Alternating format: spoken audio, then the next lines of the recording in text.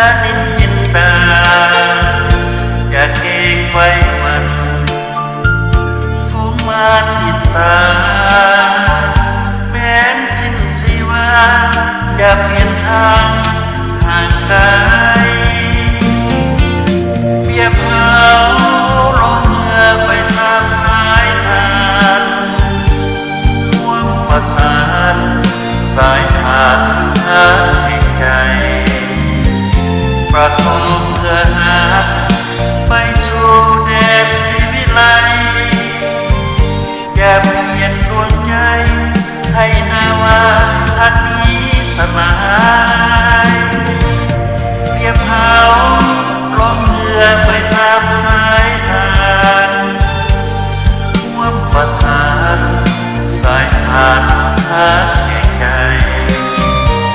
ประคองเพื่อหาไปสู่แดนชีวิตไลอย่าเปลี่ยนดวงใจให้นาวา